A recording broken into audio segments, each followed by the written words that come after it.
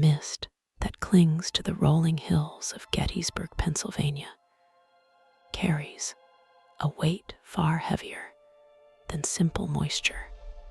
It is a burden of memory and sorrow that presses down upon the living with an almost physical force. Visitors who walk these hallowed grounds often report a sudden chill that has nothing to do with the weather. They speak of a silence that screams with the echoes of cannon fire and the agonizing cries of the dying. In the heart of this historic town stands a brick structure that witnessed the worst of the carnage.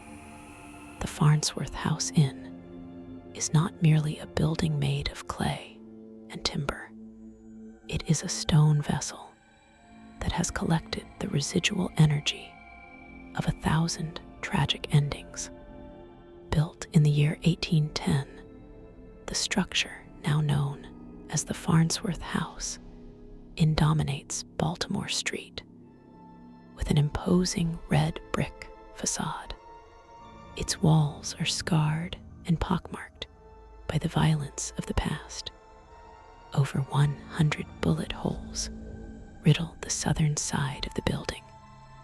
These are not decorative elements added for tourists.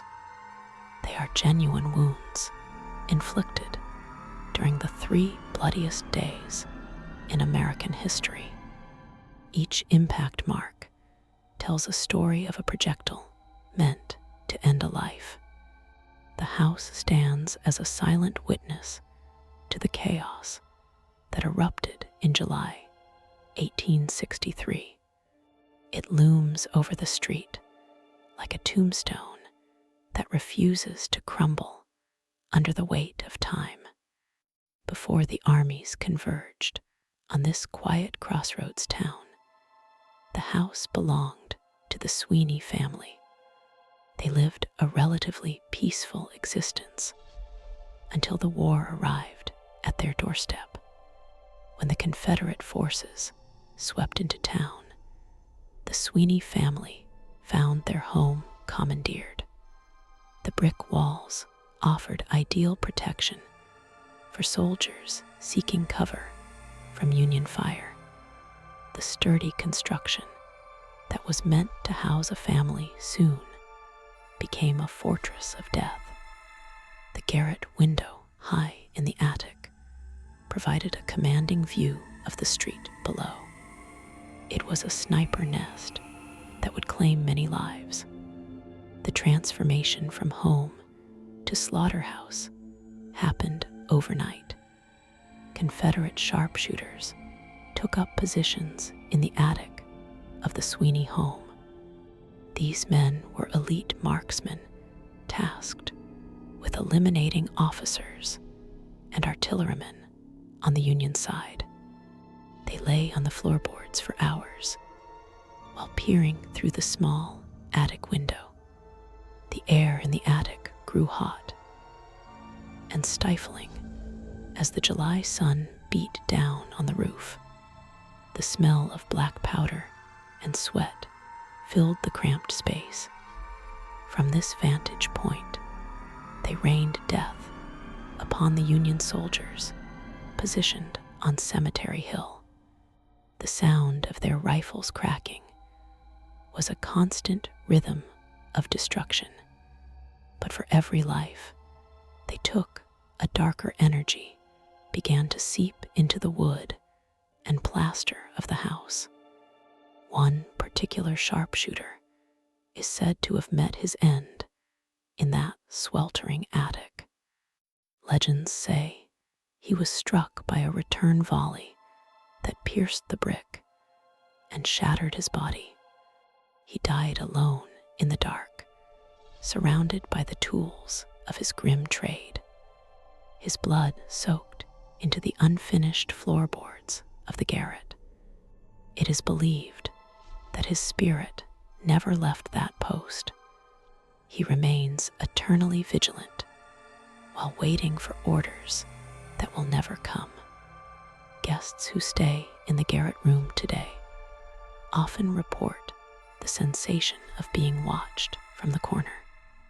Some have seen the shadow of a man crouching near the window, with a phantom rifle raised to his shoulder. The tragedy of the Farnsworth house is intimately connected to the death of Mary Virginia Wade. She was better known as Jennie Wade and was the only civilian killed directly during the battle. A stray bullet passed through 2 doors of her sister's house before striking her in the back. Many historians and locals believe the fatal shot was fired from the attic of the Farnsworth house.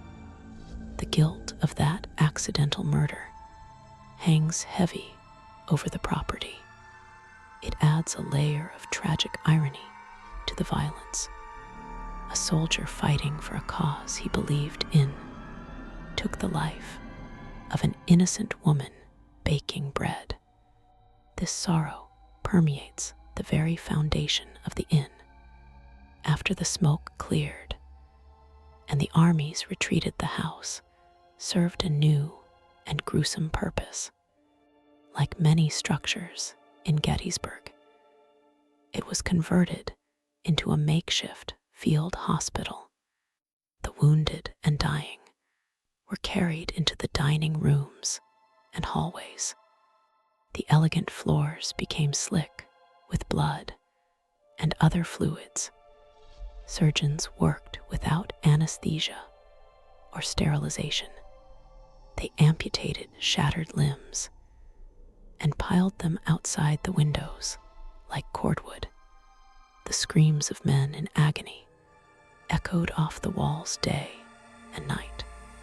The intense suffering experienced within these walls created a psychic imprint that centuries have failed to erase. The basement of the Farnsworth house holds its own dark secrets from this period. It served as a shelter for civilians and a holding area for the dead when the heat made burial impossible. The cool, damp air of the cellar offered little comfort to those hiding from the shelling. They huddled together in the dark while listening to the destruction of their world above. Today, the cellar is known as one of the most active paranormal hotspots in the inn. Visitors report feelings of intense nausea and dizziness upon entering. Shadow figures are seen darting between the stone pillars. It is a place where the fear of the past is perfectly preserved. Modern-day guests often report encountering a spirit known as Mary.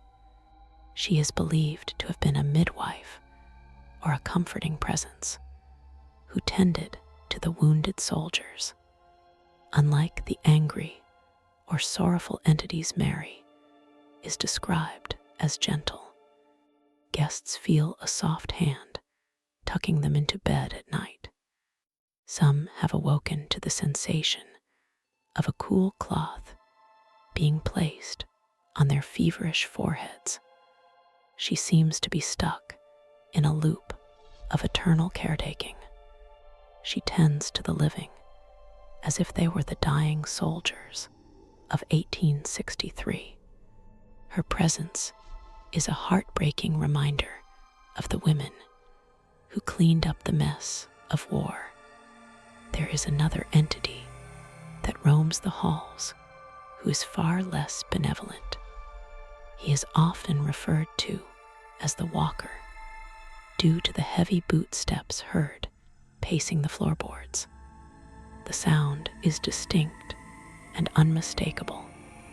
It is the heavy tread of a soldier wearing hobnailed boots. The pacing usually occurs in the dead of night when the house should be silent. It starts at one end of the hallway and marches deliberately to the other. Those brave enough to open their doors often find the hallway empty, yet the sound of the footsteps continues right past them.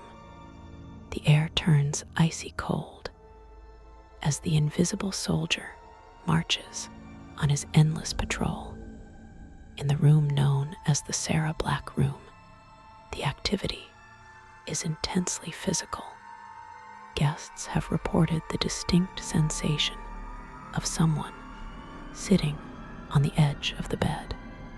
The mattress depresses under the weight of an unseen body. Sometimes the presence is so heavy that the sleeper is rolled toward the center of the bed.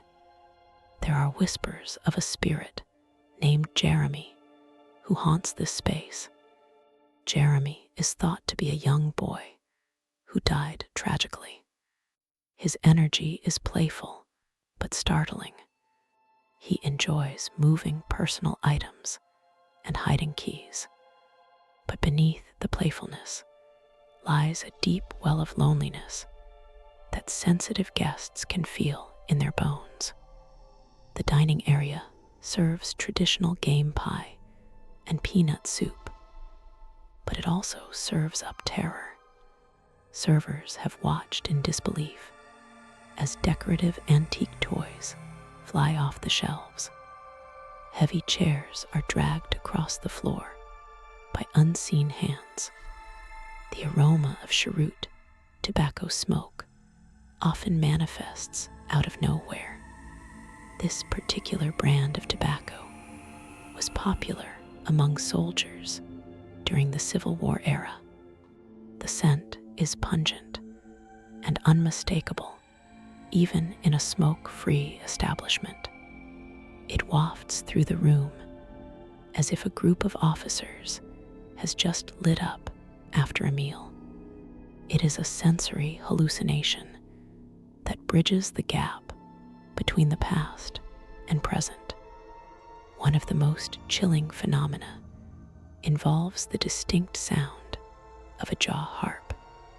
This simple musical instrument was common among soldiers passing time in camp. In the quiet hours of the early morning, the twangy, rhythmic melody can be heard drifting from the attic. It is a sorrowful tune that seems to lack a beginning or an end. Audio recordings have captured this sound when no living person was playing an instrument. It is a ghostly serenade performed by a soldier trying to find comfort in the darkness. The music is a haunting reminder of the humanity that existed even in the midst of war. The exterior of the house is just as active as the interior. Passers-by on Baltimore Street often look up to see a figure standing in the attic window.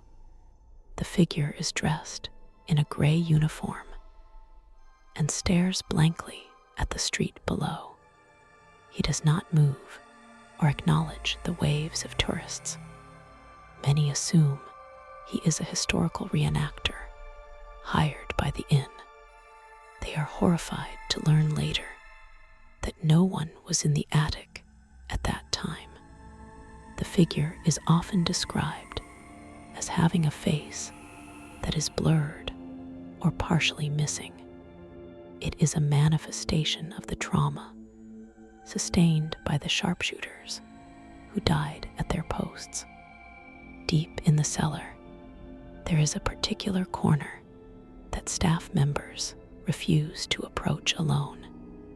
It is said to be the domain of a shadow person who is taller and darker than the surrounding gloom. This entity does not feel human. It radiates a malevolence that triggers a primal fight or flight response.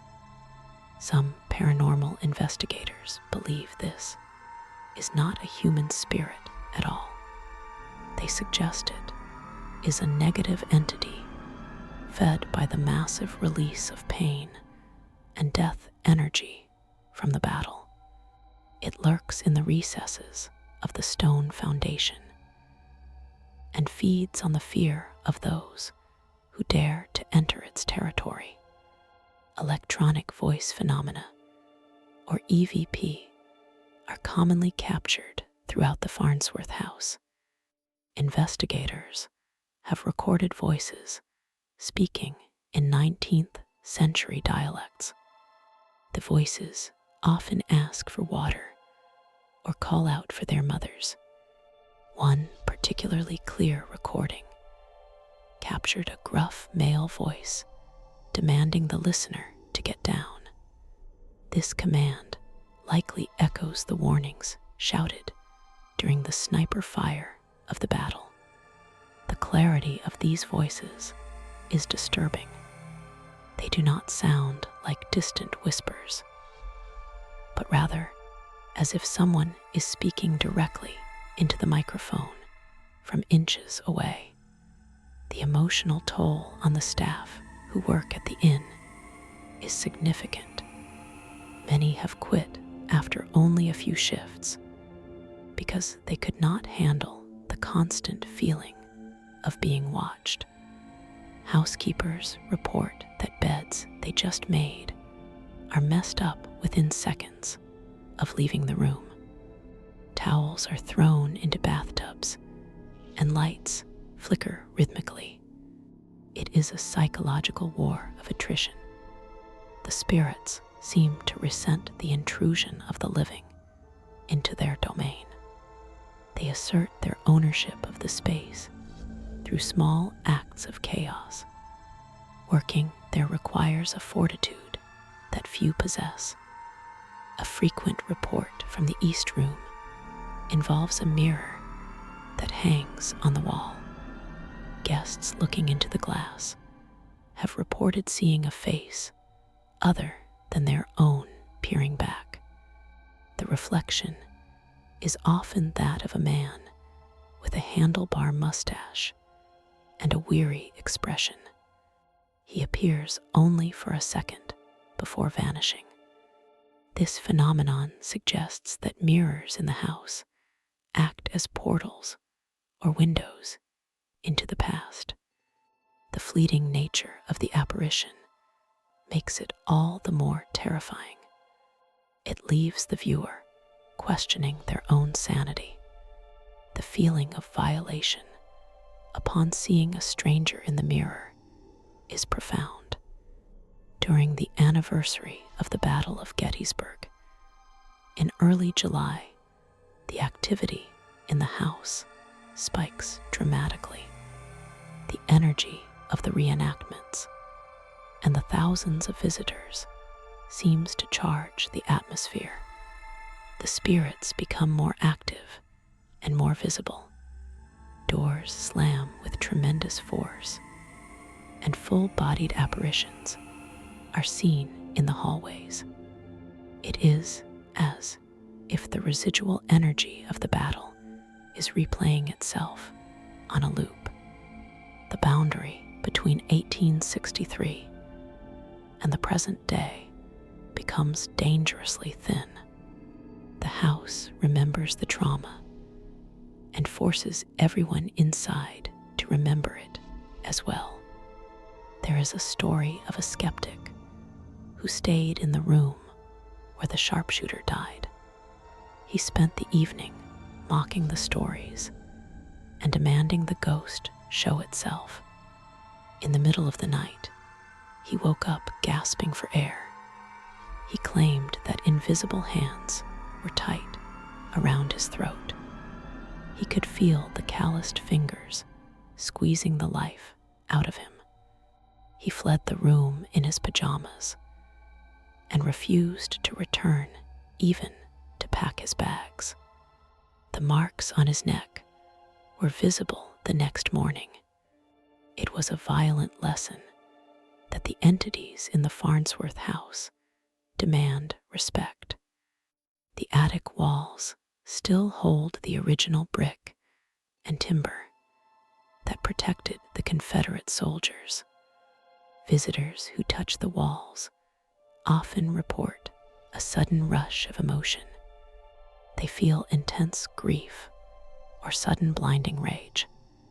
This psychometry allows the sensitive to download the emotional state of the men who died there. It is an overwhelming experience that can bring a grown man to tears in seconds. The walls have absorbed the adrenaline and terror of combat. They act as a battery that stores the emotional resonance of the battle. Touching them is like touching a live wire of history.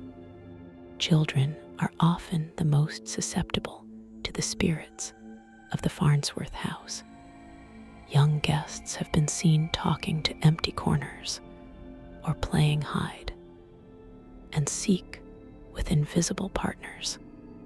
They describe their playmates as wearing funny clothes or looking dirty. Parents are often unsettled by the accuracy of the descriptions their children provide. A child might describe a soldier in detail without ever having seen a history book. The innocence of children seems to act as a beacon for the spirits. It draws them out from the shadows in a way that adults cannot. The connection between the Farnsworth house and the nearby cemetery is palpable. The soldiers who died in the house were often buried in shallow graves nearby before being moved to the National Cemetery. Their spirits seem to be tethered to the place where they took their last breath, rather than where their bones lie. This disruption of the natural order keeps them trapped. They are caught in the moment of their death. The house acts as a purgatory for these lost souls. They wander the halls looking for a peace that the violence of their death denied them. Photographs taken inside the inn often reveal anomalies that cannot be explained. Orbs of light and translucent mists appear in frames that should be empty. Some photos show distinct faces peering out from the darkness of the cellar. These images are not mere tricks of light or dust. They show intelligent forms that seem to be aware of the camera. Photography enthusiasts flock to the inn in hopes of capturing proof of the afterlife. The sheer volume of evidence collected over the years is staggering. It suggests a population of spirits that rivals the number of living guests. The ventilation grates in the floor have been known to carry the sounds of conversation from the basement to the upper floors. But when the basement is empty, the voices continue. They sound like a group of men, planning or arguing in hushed tones. The words are often muffled, but the tone is urgent. It is the sound of soldiers plotting their next move or discussing the dwindling ammunition. This auditory haunting reinforces the idea that the house is stuck in a specific moment in time. The strategic discussions of 1863 are still echoing through the ductwork. One particularly gruesome legend involves the blood-stained floorboards that are now covered by carpets. It is said that no matter how many times the floors were scrubbed, the stains would return. The blood of the Confederate sharpshooter refused to be washed away. It would seep up through the wood as fresh and red as the day it was spilled. This phenomenon forced the owners to cover the floors to hide the grisly reminder. But the knowledge of what lies beneath the carpet adds to the unease. The foundation of the room is literally soaked in the life force of the fallen. The shutters on the exterior windows have been seen opening and closing on their own. On windless days, the heavy wooden shutters will slam shut with a bang that resonates down the street. It is a display of kinetic energy that defies physics. Maintenance workers have secured them with latches, only to find them unhooked moments later. The entity responsible seems to want control over the environment. It wants to determine what is seen and what is hidden.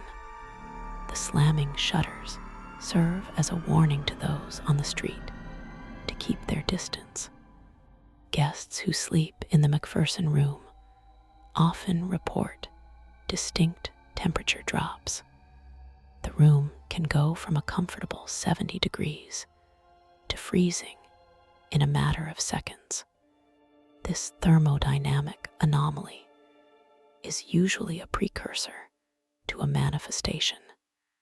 The heat is sucked out of the air to fuel the energy of the spirit. Breath becomes visible, and frost can form on the inside of the windows. It is a visceral physical sign that you are not alone. The cold penetrates through blankets and clothing.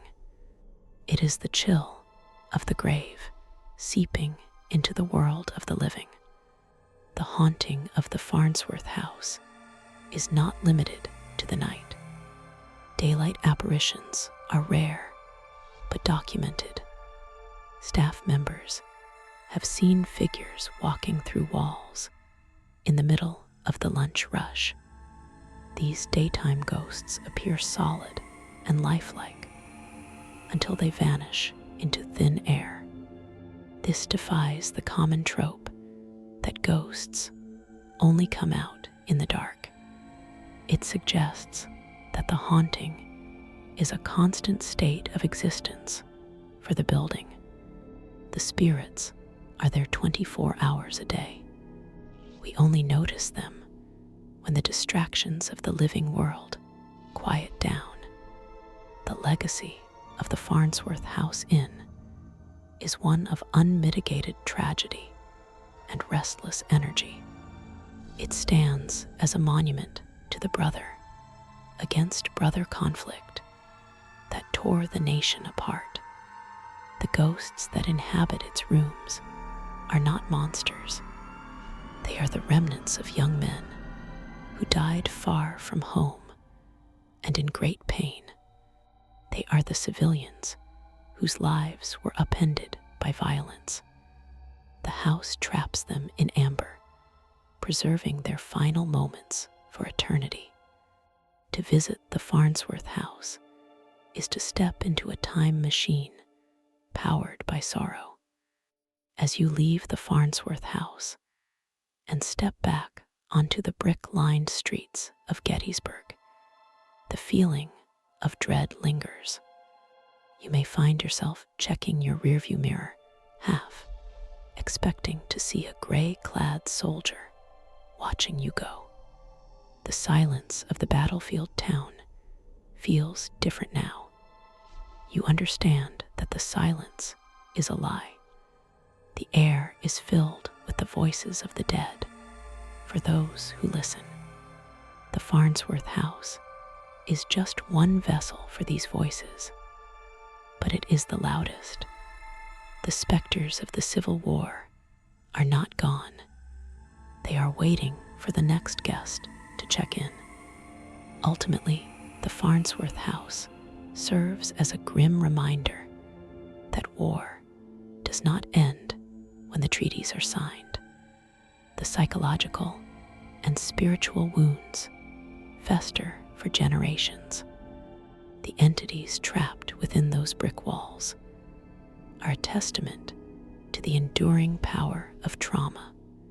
They are bound to the site of their suffering until the land itself is cleansed. they will continue to pace the floors and peer out the windows. The Civil War ended in 1865, but inside the Farnsworth house, the battle rages on forever.